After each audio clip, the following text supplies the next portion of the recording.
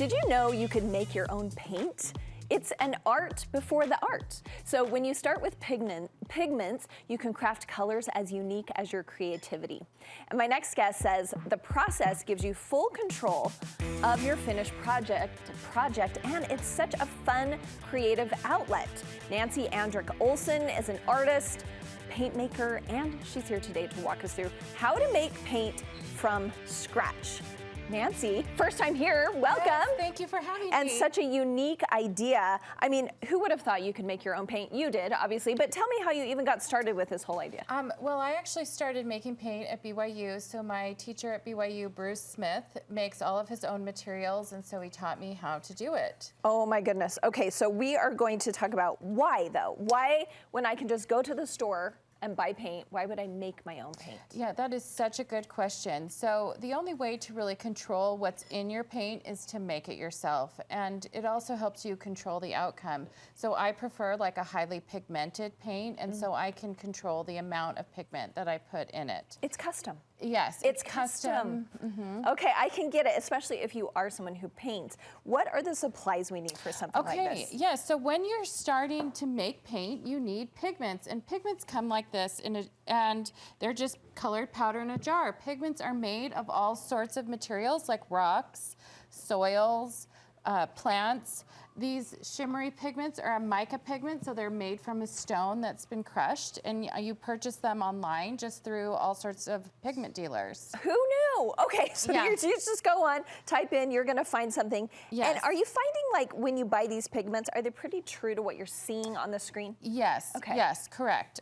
So they will look quite similar after they're ground. They will look quite similar to what they look like in the jar. Okay, so we buy our pigment. Does that come in a bag usually? How does that come? And so they come in all different. Okay. And so I did put them. I usually do put them in the jars for storage. They are not always mailed that way because a glass jar. Okay, and I'm seeing this tool you're using in the video. Yes. What and is so that this called? is a glass muller. And so the way that you mix the paint is you add the binder to it, and the binder is gum arabic. I actually mix the gum arabic myself as well, which is another process, but it's a tree sap, and so it kind of looks like that. You can see that's also something you can just buy online.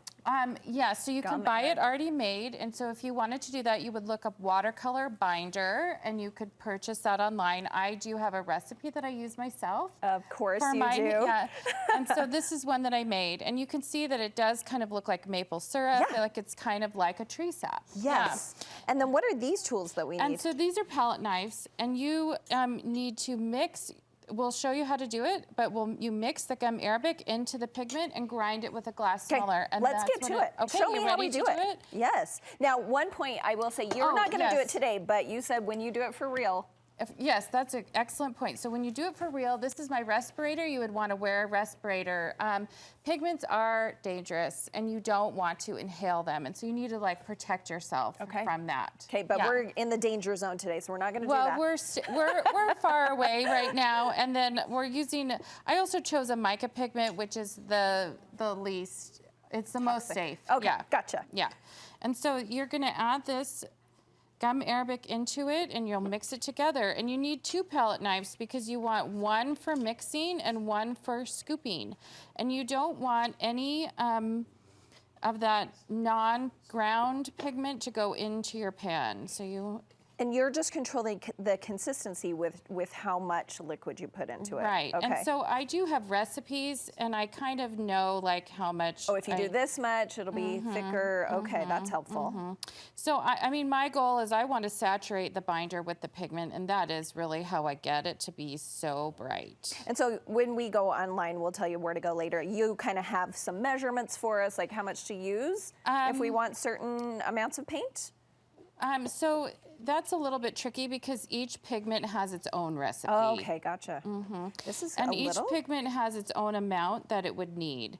Look how gorgeous it would be, I don't, and I guess it is true that I don't really publish the recipe part secret online. Yeah, we get it. And so once you get all of that melded into the gum arabic, a new term for me.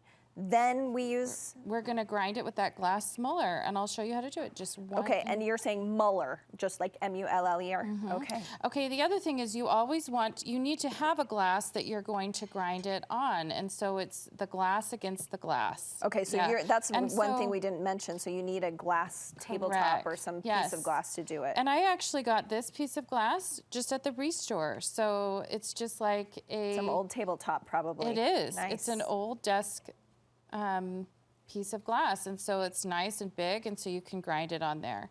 It's already beautiful. And what does this do?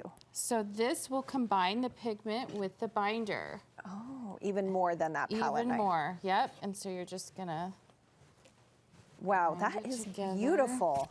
And you have so many fun colors, and you like it because you do like a very saturated paint, you said. Yes, that's correct. Yes, so I like it to be very saturated. I find it easier to use, easier to control. A lot of people feel frustration with watercolor, and that's because it's just hard to manage. And when you have more pigment and you have this smoother kind of paint, it's easier to control, it's easier to remove as well. And then from there, you're just scraping it into your whatever. You're putting it in these little, you're calling them pans. They're like little plastic bread boxes. That's what they look like. Little plastic bread pan. And you can see we showed all the vibrant colors that you made, and that's, how long does this set up until it's ready? So actually, I'll leave it out about 2 weeks before I use it. Wow. So that's a good question too, yeah. Oh my goodness. And so would this be considered what type of paint? This is watercolor. Watercolor. And so all paint is actually made in the same way. You would just use a different binder. And so gum arabic is the binder for watercolor. So acrylic paint, it has a polyurethane binder. And oil paint has an oil-based binder. Well, and we can see behind us, this is just an example of one of your paintings of how vibrant those paintings can be. When you talk about watercolors, I think that is sometimes hard to get that vibrant color. But this is what you can do. And so this is what they look like when they're done. And you can make your own set by picking the colors you want and putting them in the tray. Use the ones you need at the time. And here is what it looks like when you paint. I can see the vibrance, You can see what you're talking about. Natalie, how fun. Okay, if people want to learn more about you and about what you do, where can they find you? Well, today I'll actually be at the Art and Soup charity event, so if you wanted to paint your own watercolor postcard, you're welcome to find me there and try out the paints for yourself. I also have a website, which is Brighter Day Pigments. Okay, Nancy. And I do a lot of events, and you can find the information about them on there, and also on social media, Brighter Day Pigments. Nancy, this was a revelation. Thank you so much for sharing with us. Thank you so much for having me. All right, thank you so much.